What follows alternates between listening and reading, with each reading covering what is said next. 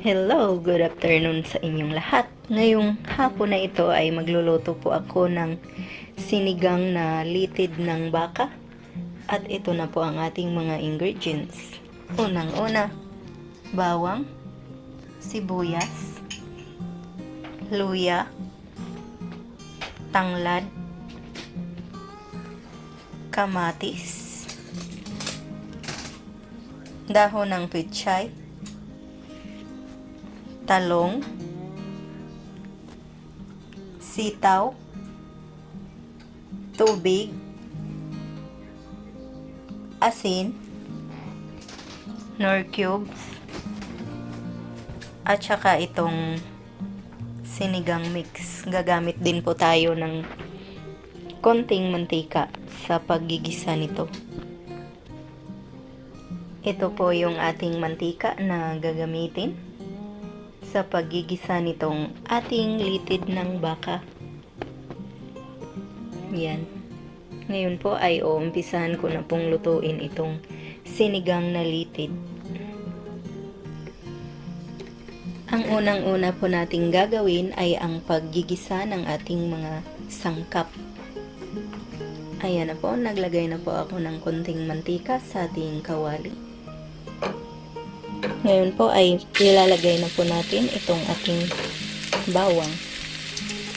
Unahin po natin ang bawang sa paggigisa para mabango po yung ating lulutuin. Pero bantayan nyo lang po na hindi siya masunog dahil papait po yung ating bawang kapag nasunog siya. Hahaluin po natin siya. Ngayon po na medyo nag-brown na siya ng konti ay isusunod na po natin itong ating sibuyas.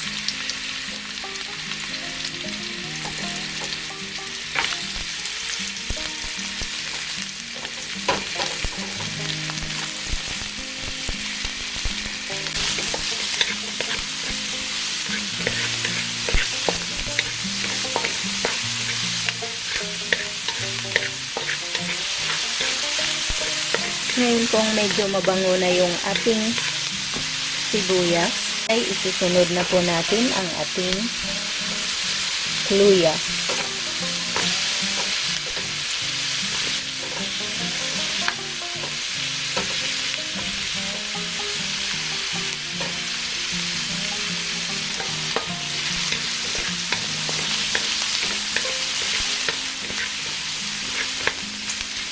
Hintayin po natin na medyo lumabas yung bango ng ating bawang, yung luya.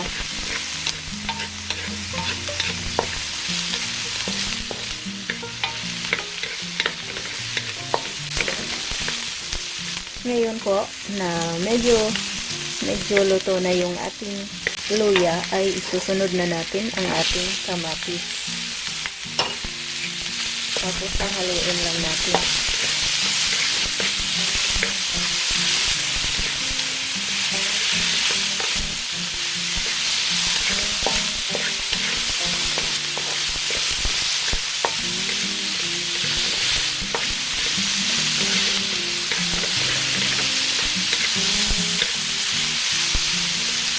Hintayin lang po natin na maluto yung ating kamatis. Yung medyo madurog po siya para lumabas yung kanyang juice at saka yung kulay niya.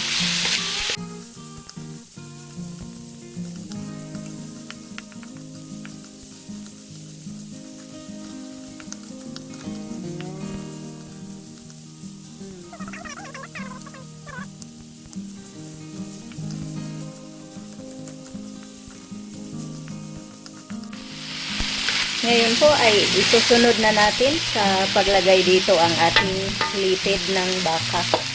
Ayan. Dahan-dahan lang po sa paglalagay. Baka po matalsikan kayo. So, dahan-dahan lang po.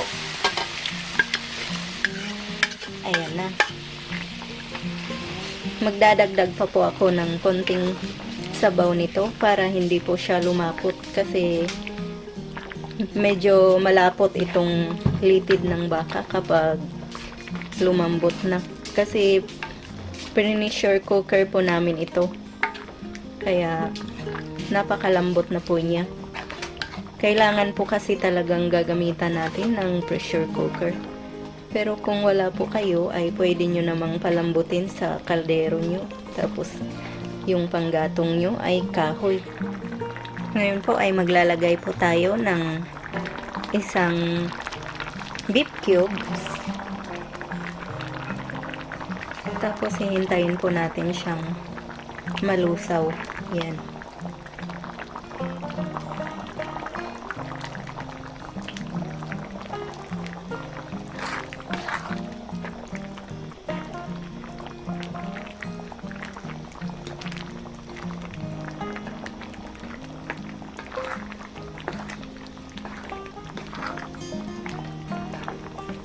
Napakabango na po niya.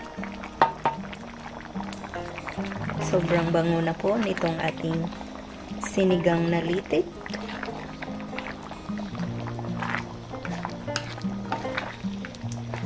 Haluin lang po natin siya.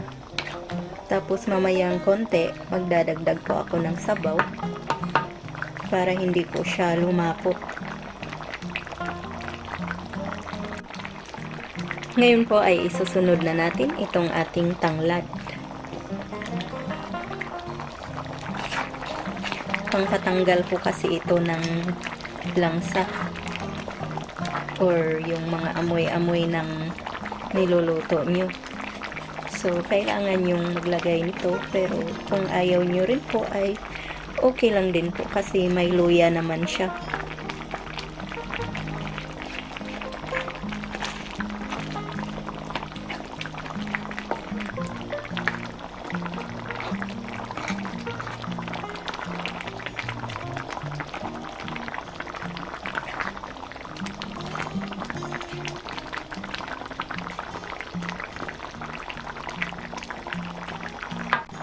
Ngayon po ay magdadagdag na po ako ng tubig para hindi po siya lumapot.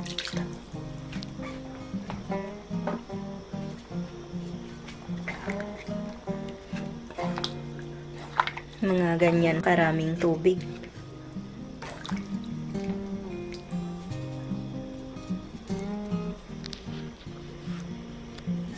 Lalakasan po natin yung apoy para mas mabilis po siyang kumulo.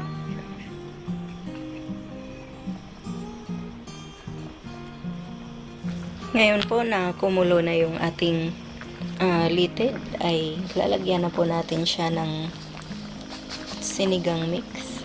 Yan. Konti lang po muna.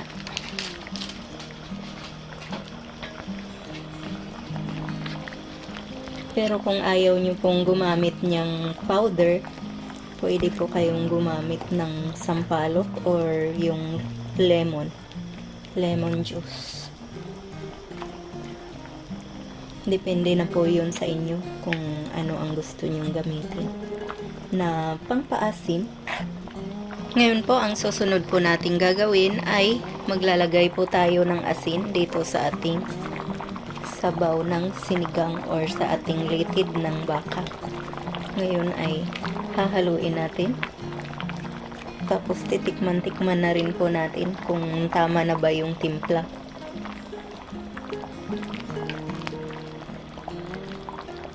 Ngayon po ay susunod na natin itong talong sa paglalagay dito sa ating litid. Tapos hahaluin lang po natin.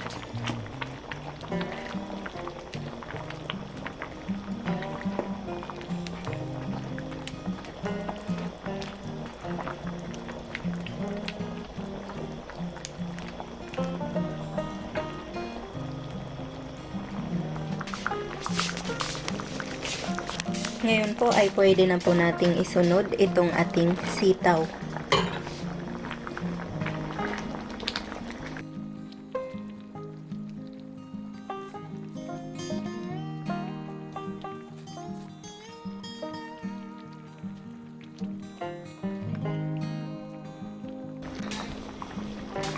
Ngayon po ay tatakpan po muna natin to para maluto yung ating mga gulay. Ngayon po ay i-check na po natin kung luto na ba itong ating gulay. Ngayon po ay luto na siya kasi malambot na po. Ngayon ay ilalagay na po natin itong ating dahon ng pichay.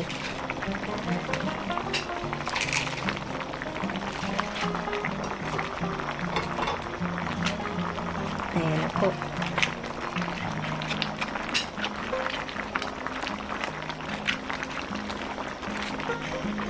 Mabilis lang naman pong lutuin ito. So, pagkalagay nyo ay pwede nang patayin agad ang apoy. Ayan.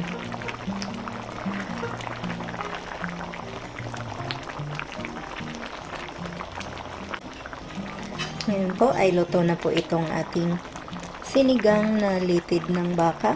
Papatayin na po natin itong ating apoy para ma-serve ko na po ito. Ayan po. Ito na po ang ating sinigang na litid ng baka. Sana po ay subukan nyo ang reseping ito. Sana'y mag-like, mag-subscribe at mag-share po kayo. Maraming salamat po sa panunood nyo. Ito po ang inyong Ate Mayang na nagsasabing mabuhay!